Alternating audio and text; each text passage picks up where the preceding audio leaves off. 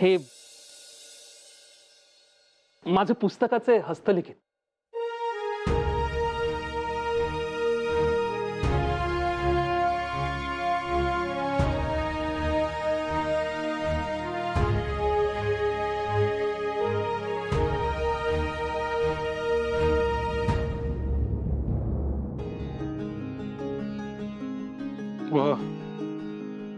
नाही, खरोखरच फार अप्रतिम आहे. गोपाळराव या नावातच लिखाणाचा अंश आहे दिसतो. तुम्ही हे छापायचा विचार केलाय की नाही? खरोखर तुम्ही हे प्रकाशित करा.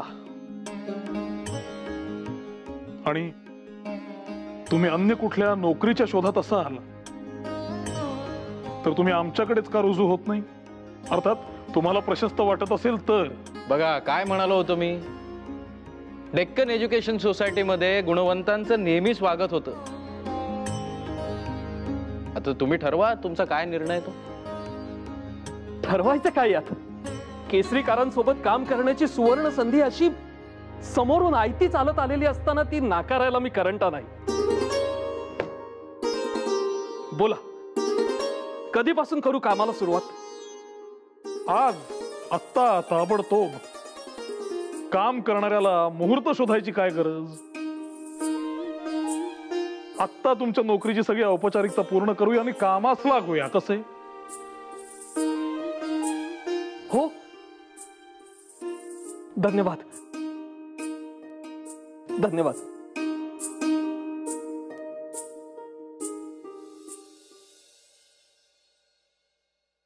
बाकी हे नवे गृहस्थ गोखले कामाला तरतरीत आहेत अगदी.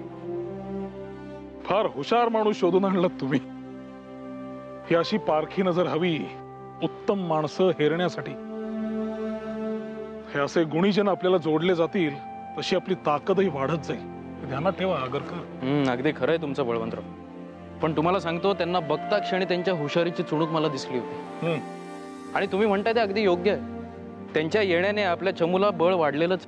बरं, वासुदेवराव केळकरांचं परिपत्रक पाहिलं की नाही? आपण जे कपाट घेण्याविषयी बोललो होतो तो विषय.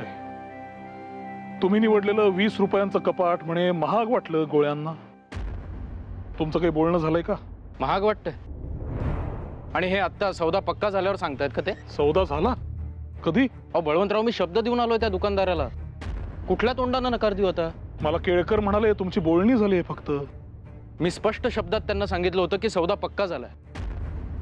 इतक्या कमी किमतीमध्ये इतक्या चांगल्या वस्तू मिळतात. बळवंतराव, 20 रुपयाला कपाट आणि 15 रुपयाला सोफे मिळतात. आता हे त्यांना महाग वाटत असेल तर कठीण. बोलण्या ऐकण्यात गैरसमज झाला असेल काहीतरी. बघूया चला. बोलण्यात गैरसमज नव्हता, ऐकण्यात तो सोयीस्कररित्या झाला एवढं मात्र खरं.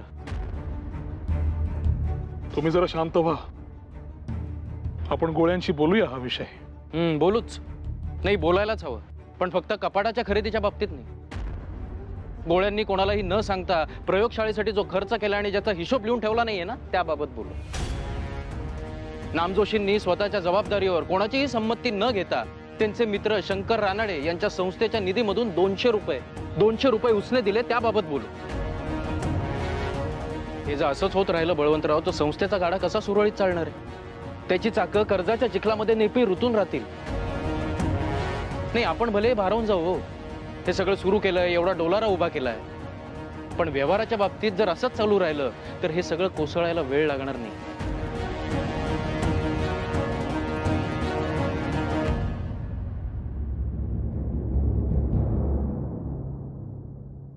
ताई, हे बघा, नव्यासारखी लखलखते अगदी.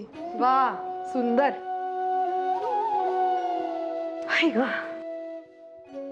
बहिणी, जरा हे पोहे निवडून झाले ना माझे की मग लगेचच लाडवाचं बेसन भाजायला घेते.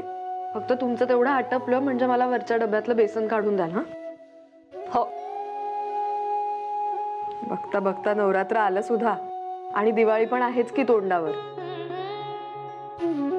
घरात पोरं 3-3 आणि करणाऱ्या बायका फक्त आपण दोघी. गडबड आहे सगळी. मी काय म्हणते, आता सणवार आहेतच तोंडावर, तर आपण सुद्धा या 1-2 दिवसात जाऊन आपल्यासाठी खणबिण घेऊन टाकू. मला कृष्णीसाठी नवं परकर पुलकं घ्यायचंच आहे आणि या दोघांसाठी सुद्धा छान बंड्या शिवायला टाकू. एकसारख्या शिव या दोघांना शोभून दिसतील अगदी, नाही?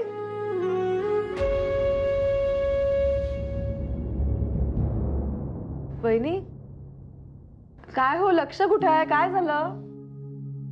नाही काही नाही. काय झालं? ताई इथे सासूबाईंची 3 पत्र येऊन गेली पैसे पाठवण्याच्या संदर्भात. खाणारी 10 तोंड आणि कमवणारे मात्र हे एकटेच. कसे आणि कुठे पुरे पडतील सांगा मला. तिथे दिराच्या शिक्षणाचा खर्च आहे आणि इथे घरातला वाढता खर्च. खर्चाच्या दोन्ही टोकांचा मेळ सांगताना जीव मेटाकुटीला आलाय अगदी. चालायचंच हो, संसार म्हटला की हे सगळं आलंच. कधी असे दिवस तर कधी तसे. सणावाराच्या तुम्ही अशा खिन्न नका होऊ बाई.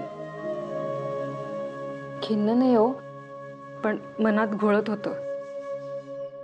यशवंताची पहिली दिवाळी आहे की नाही. फार काही अशी हाऊस माऊस म्हणून नाही, पण एखादा नवा कपडा असावा त्याच्या अंगावर असं. पण तिथे त्यांना असं वाटेल की सासू कष्टात दिवस काढते, पाठवायला पैसे नाहीत आणि सून इथे मात्र सणवार साजरी करते. आता त्यांना काय आणि कसं सांगू. इथे माझ्या बाळासाठी साधी नवीन बंडी घ्यायला देखील पैसे नाहीत आमच्याकडे.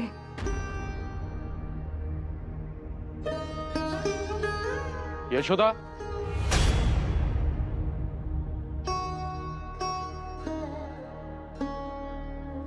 हे आज लवकर आले. यशोदा, जा बघा. आले आले.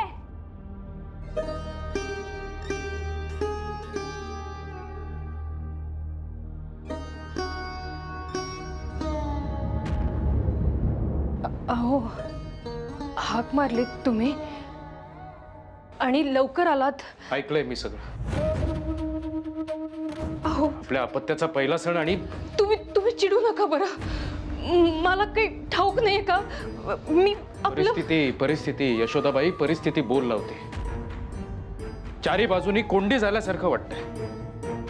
विष खायचं म्हटलं तरी हातात दमडा नाही अशी अवस्था आहे. अहो, भरल्या घरात असं अभद्र बोलू नये. काय करताय तुम्ही. नका ना इतका संताप करून घेऊ. माझं ऐकून घ्या तुम्ही. अहो, एक घे आणि यशवंताला कपडे शिवायचे. मानाचं उपरण आहे.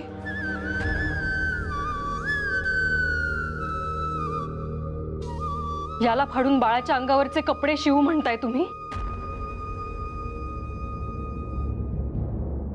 या कपड्याची जर त्याला बोचणार नाही, पण माझ्या मनाला हा बाळ अंगारखा बोचत राहील त्याचं काय.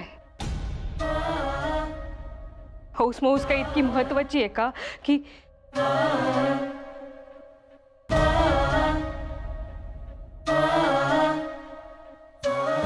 हीच पारख केली का तुम्ही यशोदेची. सांगा ना, हीच पारख केलीत का माझी. तुझ्या अपत्याचा पहिला सण यशोदा आणि हौसेने एक साधा कपडा शिवता येत नाही तुला. यासारखं दुर्दैव काय असेल अजून. माझं अपत्य मला काय एकटीला करायचे का त्याची हौस मौस. हे काय आहे हे दिसत नाहीये का मला. तुमचं काळीजातून किती जळतंय ते. हौस मौस काय होत राहते हो. सणवार काय येत जात राहतात. आणि येईल असा एक दिवस येईल जेव्हा तलम रेशमी वस्त्राचा अंगरखा आपल्या बाळाच्या अंगावर असेल.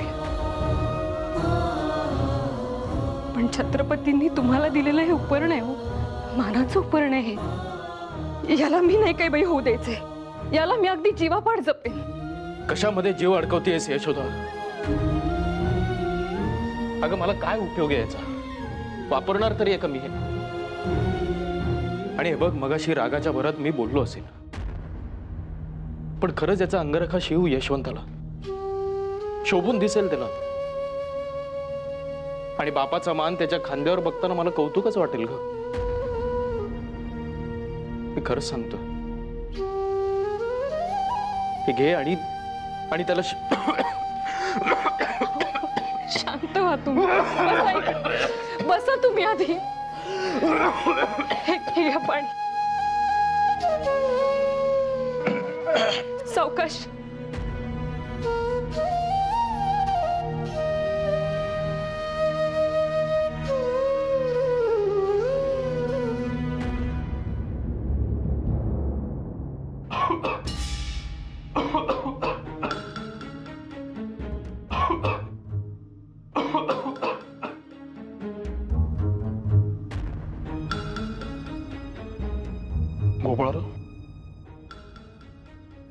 गोपाळरावांचा खोकला बळावलेला दिसतोय. ते काही नाही. उद्या पहिले काम म्हणजे त्यांची प्रकृती तपासून औषधे बदलायची असतील तर जरा बघावे लागेल.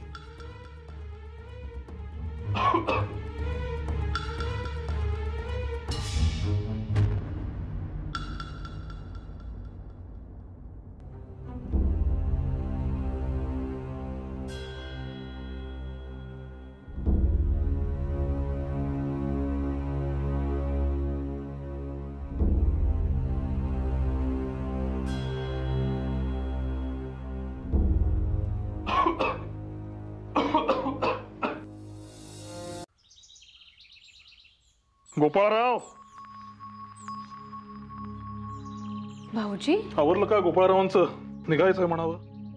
हो, तुम्ही अजून घरी? आम्ही एकत्रच जातो ना नेहमी. ते येथे असताना मी कसा पुढे जाईन? अहो, ते तर केव्हाच निघाले. मला वाटलं तुम्ही देखील. कधी निघाले? केव्हाच. न्याहारी नाही, काही नाही, गडबडीत निघाले अगदी. बर. भाऊजी, रात्रभर यांना काही धड झोप लागली नाही. अस्वस्थच होते ते. सकाळी देखील लवकर उठले आणि आवरून निघाले. म्हणजे माझी पारोशीची कामं चालूच होती, तोवर हे तयार होऊन निघाले. मी विचारलं त्यांना, काय हो? तर म्हणाले महत्वाचं काम आहे. पण काय ते नाही सांगितलं, तसेच निघाले. भाऊजी, काय झालं? तुमच्या डेक्कन सोसायटीत काही झालं का? काहीही झालेलं नाही. तुम्ही काळजी करू नका. असेल काही खासगी काम म्हणून पुढे गेले असतील. येतो.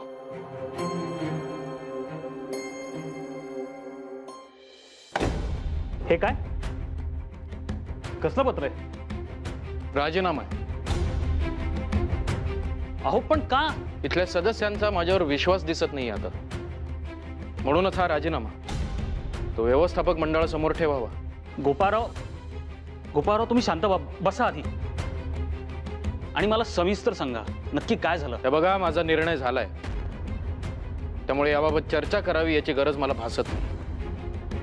आणि अजून एक, त्या दुकानदाराला मी कबूल केलं होतं सोफा आणि कपाट घेऊन जाईन म्हणून, परंतु आता आपण निर्णय बदललाय, त्यामुळे त्याला ते परत घेऊन जायला सांगतो.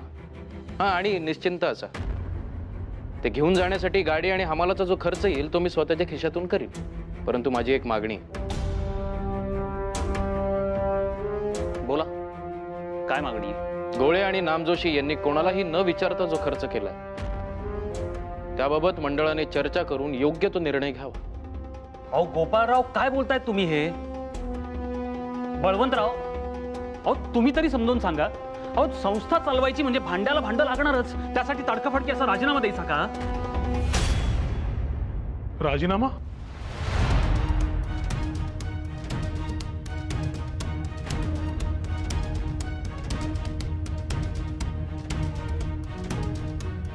गोपाळराव,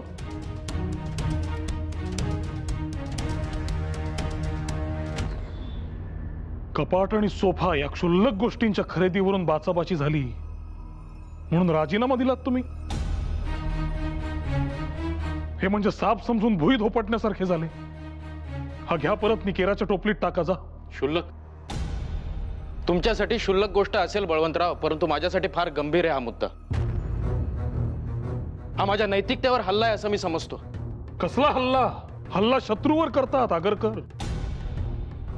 तुम्ही आमचे शत्रू कधीपासून झालात? तर काय नाही, मगापासून बघतोय गोपाराव एखाद्या क्रोधाग्रस्तना आल्यासारखेच वागतायत.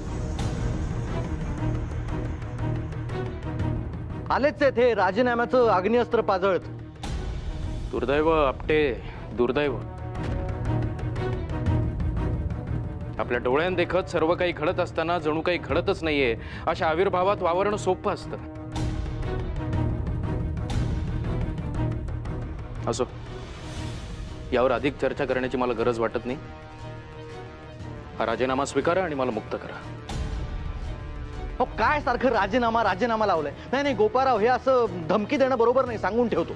राजीनामा माझ्या पिशवीत नाहीये आपटे,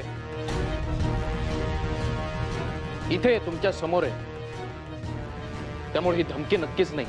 मी राजीनामा दिलाय, स्वीकारायचं की नाही हे तुम्ही ठरवा. नाही हे बघा गोपाराव, जरा शांत व्हा आपटे. आणि गोपाळराव, तुम्ही जरा मुख्यतः शांत व्हा. या चला बसा. राहू द्या बळवंतराव. आम्ही अजून तुमचा राजीनामा स्वीकारलेला नाही. तुम्हाला तुमच्या खुर्चीत बसावे लागेल. या या या या बसा बसा बस बसा.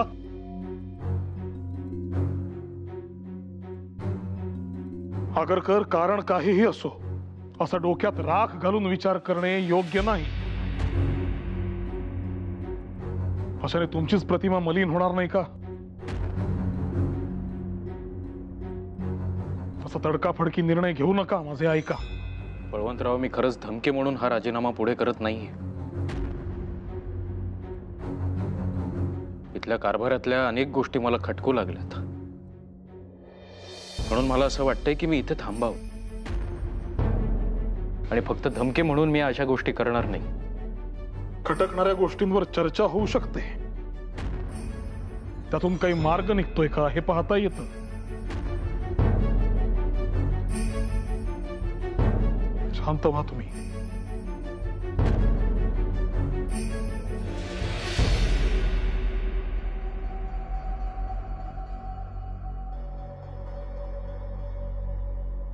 जरा कमी झाला का राग? हा असा राग घेऊन जर तालमीत गेले असते तर किमान 4 पैलवानांना चित करून आले असते.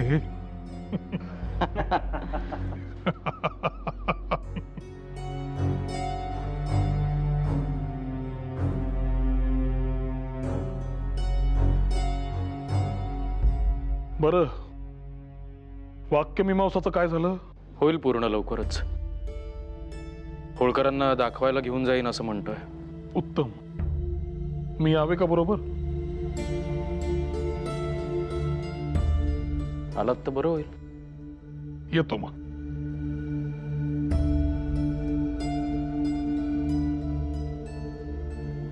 आपण आपापल्या कामाला लागायला हरकत नाही.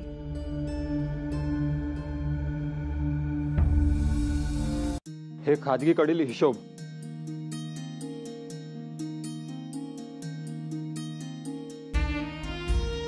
या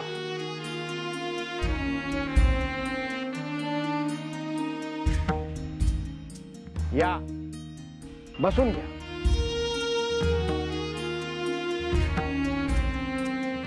आज सोबत बळवंतरावही आलेत. म्हणजे आज अगदी अव्वल योग दिसतोय आमच्या ग्रहात. बोला, काय काम काढलं?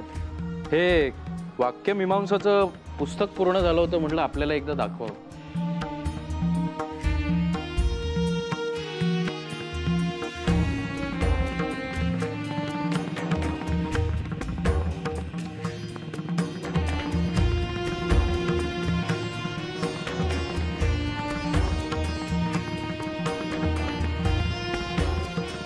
गोपाळराव,